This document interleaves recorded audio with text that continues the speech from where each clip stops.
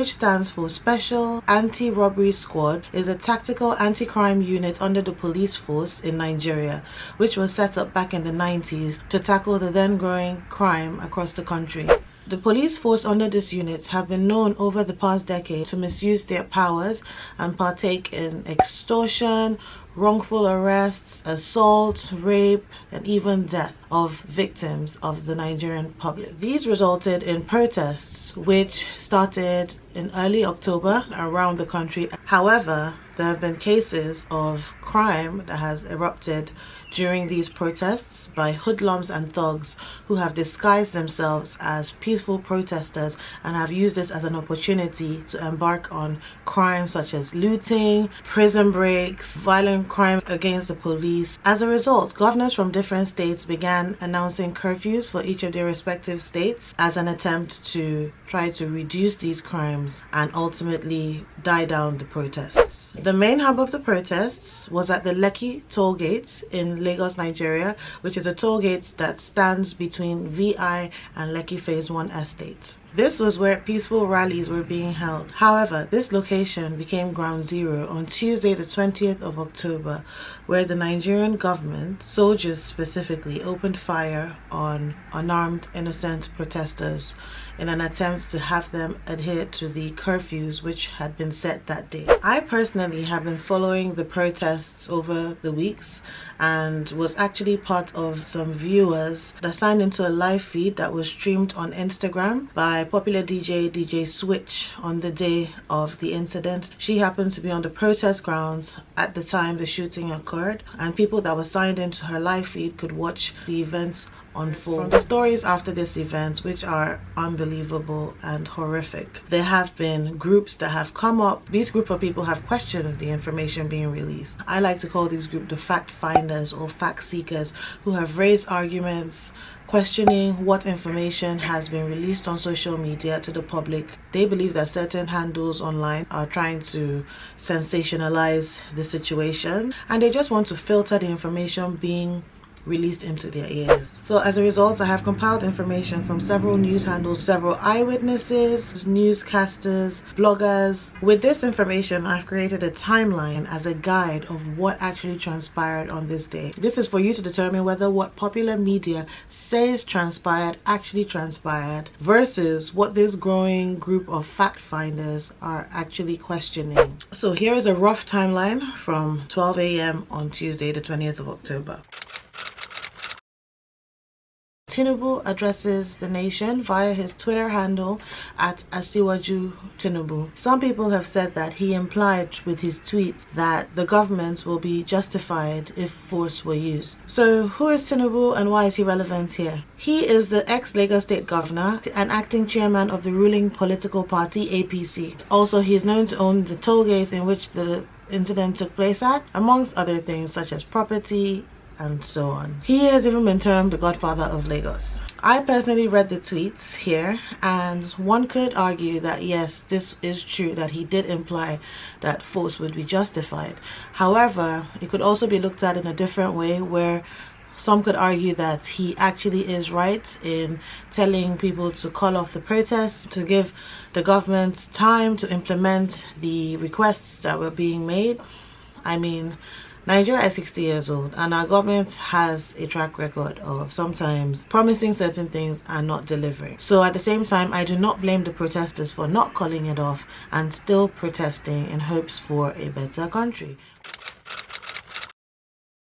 Around 11:49 a.m., the Lagos State Governor Sanwo-Olu announced the curfew would start at 4 p.m. that same day. Some say he implemented this curfew to prevent protesters from exercising their constitutional rights against police brutality. However, some say that the protesters were unreasonable by not subsiding, given that the government had already disbanded Sars and were already setting up panels where discussions were being held on how to execute the requests that were being made. They even say that the Nigerian government have never been known to act this fast in securing requests from any protest. However, this is the 4th time SARS has been banned. You also know that the Inspector General of Police also tried to rename SARS and call it SWAT. Okay, so around 3 p.m., the billboard that is located above the toll gate, which is a huge billboard owned by Lotsat Media, was switched off. Okay, so the probable foul play here is due to the fact that Lotsat Media and the billboard above the toll gate is owned by Tinubu's son. Some people say that it was a strategic move to switch off the billboards, which is known to give light to the toll gate, especially at night. So in light of this, Lotsat Media released a press statement stating that they had only switched off their lights to adhere to the curfew times. They did this so that their staff could go home. They say that they had just heeded to the governor's orders and that they wanted to avoid putting their staff in any danger by being out during the curfew. People started asking, how come the billboard was not switched off during the COVID-19 lockdown? Can the billboard not run without staff being there on location? People have also mentioned that the billboard came on after the shooting. So how come it was switched off right before the shooting when everything else was switched off? And how come it came on after? About 30 minutes after this, around 3:34 p.m. to be precise, reports of people allegedly disabling CCTV security cameras at the toll gate were reported. Was it a coincidence that they just happened to be taking down these CCTV cameras right after the billboard had been switched off? Was this being done to eliminate evidence in preparation for the planned massacre? In a press release, LCC, which is a company that runs the toll gate, explained that the equipment seen being taken off in the pictures were not actually CCTV cameras. They explained that they have actually been in support of the protest by providing the location for the protest to occur, facilities such as toilets for protesters to use. However, in the press release, they explained that their equipment has started being looted. They said on a daily basis, with the help of other protesters, they would recover stolen items such as air conditioning, monitors from their facilities. In a video press release, the governor of Lagos State also went ahead to explain that they were actually laser tag machines that were used to scan e-tags of vehicles that were passing by. That camera that you saw, it's not a security camera. That camera that you saw, it's not a motion camera. He also stated that the actual CCTV cameras were still there and still working, and they are using this footage on the CCTV as evidence for their ongoing investigations on what actually transpired. Some people have also said that this is fishy. How come during the COVID lockdown they were not disabled then? And also the initial announcement was for a 24-hour curfew. So were they being removed specifically for a 24-hour period? Around 4:08 p.m., protesters were seen singing the national anthem peacefully while waving the Nigerian flag.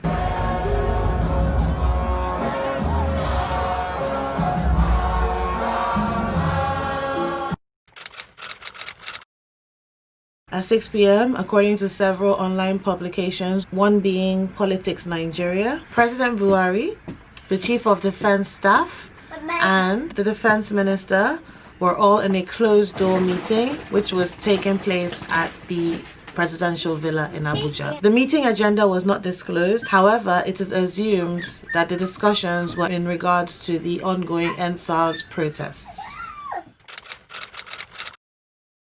At 6:47 p.m., reports started flooding in of army officials arriving at the Lekki toll gate and opening fire, shooting at the protesters. This happened right after the streetlights were switched off. There were so many videos being streamed online of eyewitnesses from their phones, one of which was footage of the protesters sitting down and waving their flags. They're shooting guns! They're shooting guns! Can you guys hear the guns? There's other footage of clear sounds of gunshots being fired.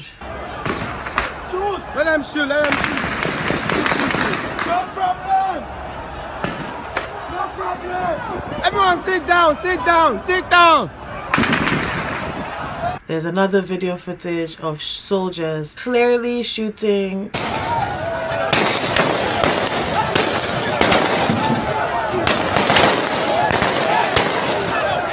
However, the army's Instagram handle later flagged all of these publications as fake news. They stated that the army were not present at the toll gates at all. They later went ahead to state during a press conference that the videos were actually cropped and photoshopped. At 7:08 p.m., the Lagos State government extended the curfew go live time to 9 p.m. This information was released to enable people who were stuck in traffic to be able to get to their destinations before the curfew actually started. At 8:45 p.m., due to barricades put on either side of the toll gates by the army, rescue ambulances were seen not to be able to pass these barricades to get to the victims and attend to them. I'm not talk. I'm not going to do anything. I'm not allowed to pass. I'm not allowed to do anything. They're not allowed to pass, Abi. You see, I'm not allowed to pass.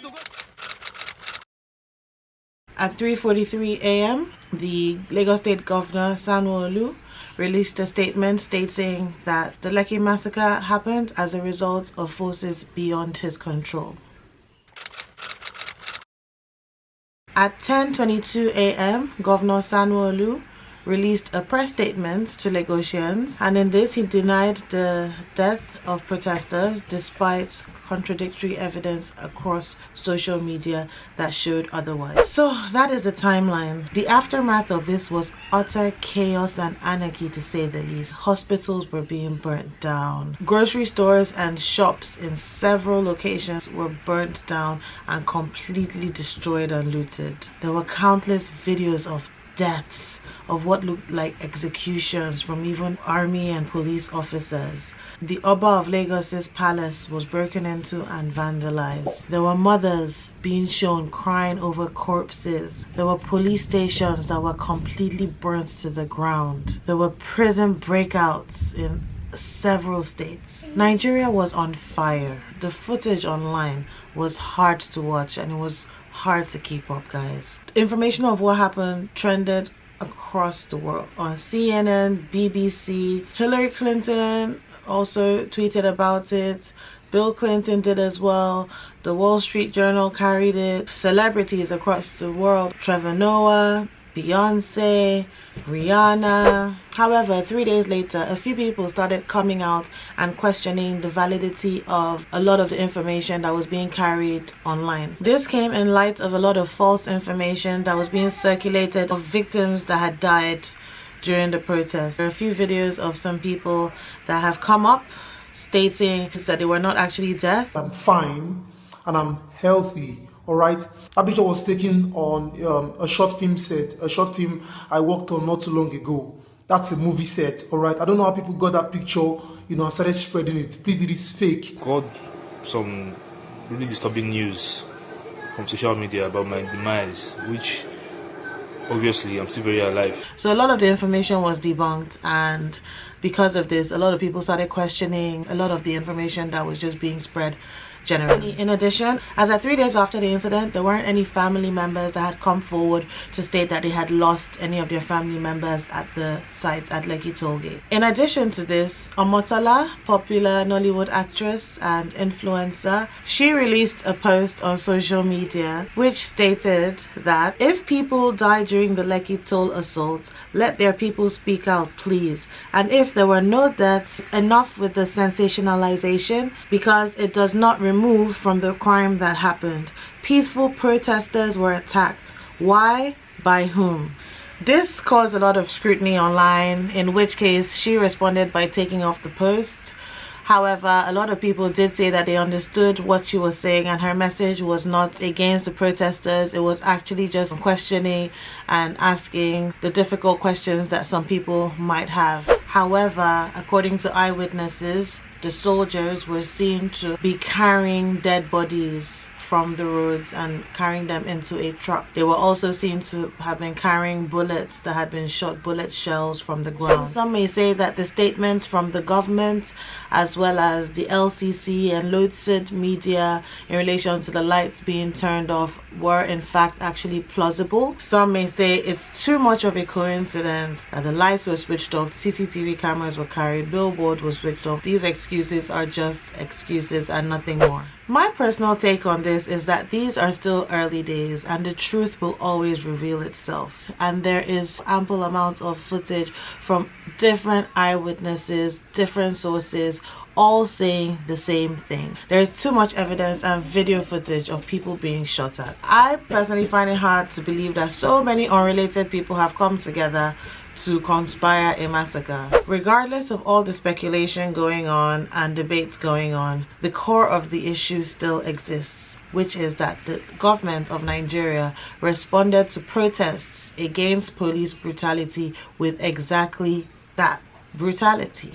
There should never have been shots fired. Why couldn't they have stuck to riot gear? What happened to tear gas, water, pepper spray, tasers, batons, police dogs? All of those things are still better than live gunshots. It's atrocious to say the least and absolutely unacceptable. And the question still remains, who gave the order? Who gave the order to the army of Nigeria to shoot innocent, unarmed protesters at the Lekki Toll gate? Nevertheless, I believe that we, the youth, should still do our part. However, right now, I believe that the hoodlums and thugs have taken over the protests with everything that's going on in Nigeria. Therefore, innocent protesters do have to give way to the Nigerian authority to try to control this and try to secure the country's safety. The protests could be eased off for now and people can regroup with a new strategy going forward once everything has settled down. I will still do my part to make videos like this to support the end Sars and police brutality in Nigeria if I see opportunities arising. However, I will begin publishing my regular motherhood and lifestyle vlogs again. If you want more information and background of the history of Sars, I made a video in memory of the fallen victims. I'll leave the link in the description box below and I'll also put it above here right now. As always, thank you for watching. If you like this video, please give it a thumbs up and don't forget to subscribe. Thank you. Bye.